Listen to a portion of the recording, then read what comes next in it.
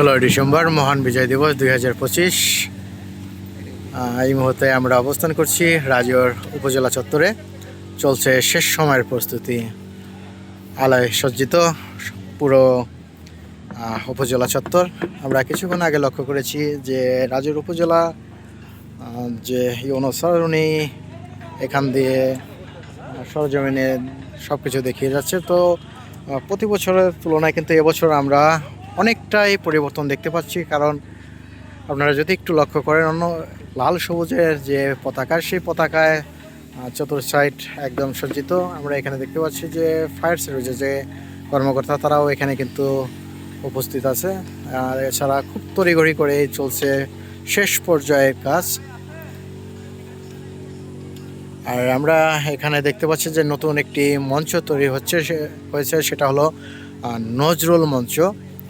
সম্ভবত এখানে আগামীকাল সন্ধ্যার পরে সাংস্কৃতিক অনুষ্ঠান হবে এই 16 ডিসেম্বর উপলক্ষে। এখানে বক্স সহ সব ধরনের যে জিনিসপত্র আগামীকালকের জন্য সব কিন্তু ইতিমধ্যে চলে এসেছে। এখানে আমরা দেখতে পাচ্ছি যে আইন শৃঙ্খলার যে বাহিনী, সেই বাহিনী সহ আপনার যে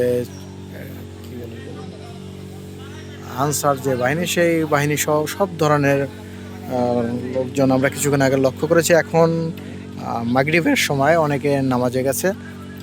তো পুরো উপজেলা কিন্তু আলোয় একদম সজ্জিত করা হয়েছে। আমরা এখানে দেখতে পাচ্ছি যে মঞ্চ যেখান থেকে পায়রা উড়ানো হবে, পতাকা উত্তোলন হবে, সেটা কিন্তু শেষ মুহূর্তের যে কাজ সেটা করা হচ্ছে।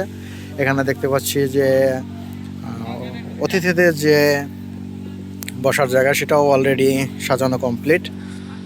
এখানে কিন্তু কে কোন সারিতে বসবে সেটাও নির্ধারণ করার জন্য সেই খুঁটি এখানে কিছুক্ষণের মধ্যে সেটা গাড়া হবে। আমরা দেখতে পাচ্ছি মুক্তিযোদ্ধা থেকে শুরু করে সব ধরনের যারা আছে সবার জন্য আলাদা আলাদা ব্যবস্থা করা।